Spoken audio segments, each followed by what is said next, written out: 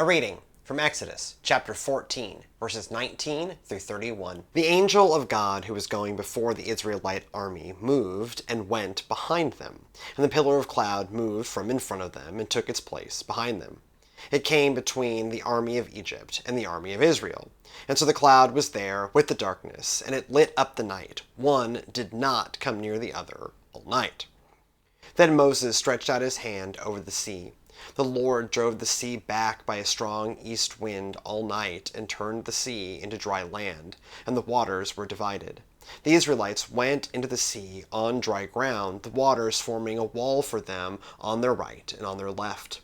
The Egyptians pursued and went into the sea after them, all of Pharaoh's horses, chariots, and chariot drivers. At the morning watch, the Lord, in the pillar of fire and cloud, looked down upon the Egyptian army and threw the Egyptian army into panic. He clogged their chariot wheels so that they turned with difficulty. The Egyptians said, "Let us flee from the Israelites, for the Lord is fighting for them against Egypt." Then the Lord said to Moses, "Stretch out your hand over the sea, so the water may come back upon the Egyptians, upon their chariots and chariot drivers."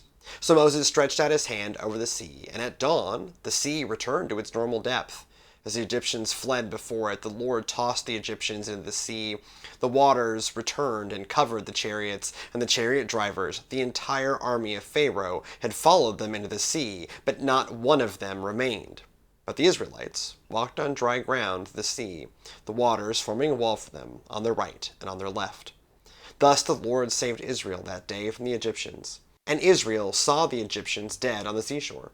Israel saw the great work that the Lord did against the Egyptians.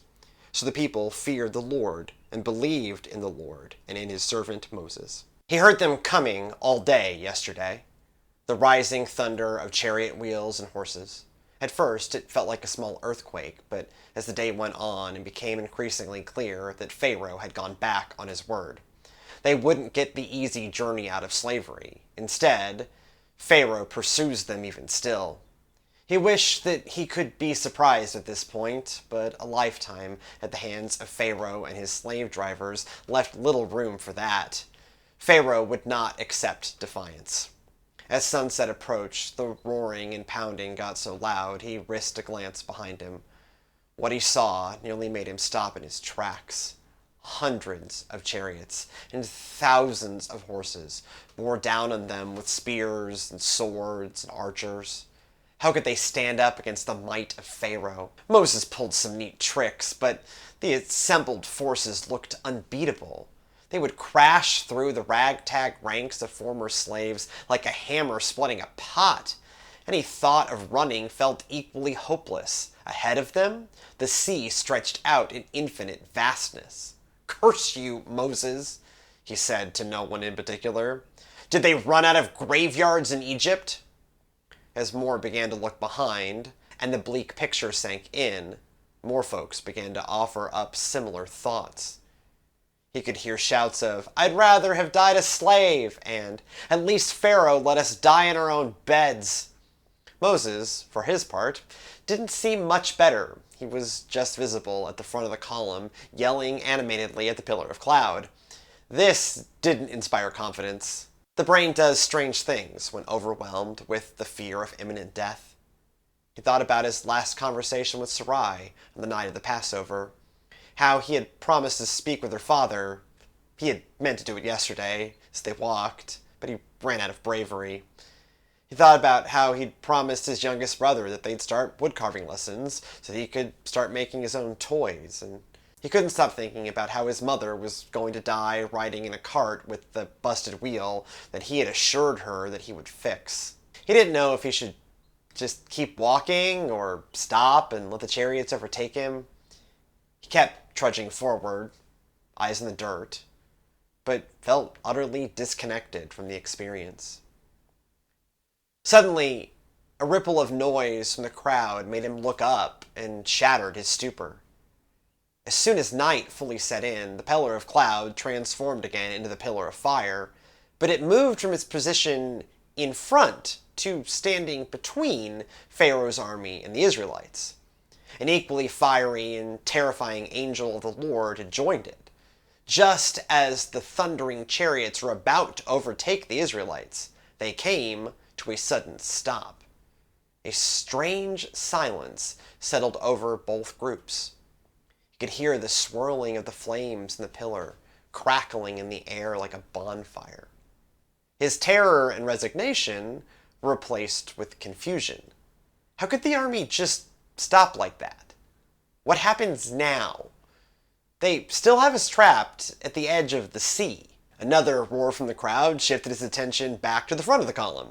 Moses stood on a rocky outcropping facing the sea, staff in hand. Energy radiated into the crowd as if the fabric of reality itself began to vibrate. Moses directed his staff towards the sea. Instantly, the sea exploded into confusion. Waves crashed in impossible ways. Two giant tidal waves began moving in opposite directions. The sounds of sea and wind nearly deafened the crowd. The roiling chaos slowly emerged into order. The sea resolved into two colossal columns of water with a narrow track of seafloor exposed between them. Everyone, Israelites and Egyptian troops, stood transfixed, unable to move. The uncontrollable sea had neatly parted. Many blinked, dumbfounded. The scene lacked any plausibility, and yet there they stood, and yet here they stood, with the sea obeying an even more unfathomable power. Moses came down off his outcropping, walked down on the beach, and out into the narrow track of seabed. The Israelites hesitantly followed him. At the urging of their generals, the Egyptian army followed the Israelites. The angel and the pillar continued to separate the two groups. They journeyed this way for hours, till the seabed began to slope up towards the opposite shore. The Israelites climbed towards the beach, but the Egyptians stopped moving, unable to get past the angel and the pillar. Person by person, cart by cart, the Israelites emerged from the sea. Confusion and panic grew in the Egyptian ranks. Some began to drive their chariots back towards the other shore. Others ran toward the pillar to try and break through. The mighty army became a terrified mass. When the last of the stragglers made it to shore, Moses again stood before the sea and the fleeing army. The tingle of energy rose again. He brought his staff up. With incredible speed, the sea restored itself to its original position, drowning the entire Egyptian army in a moment. All the Israelites stood together on the beach, staring at the sea and the remains of the Egyptian army floating to the surface. Shock turned to joy and reverence. They were free. God had freed them. God deployed impossible power to vanquish a seemingly all-powerful enemy. Moving through the crowd, he found his fiancée, his youngest brother, his mother, and his father. They were safe. They had a future. God had given that to them. Somewhere from behind them, they heard singing. The Lord is my strength and my might, and he has become my salvation. This is my God, and I will praise him, my father's God, and I will exalt him. The Lord is a warrior. The Lord is his name. Exodus chapter 15, verses 2 through 3.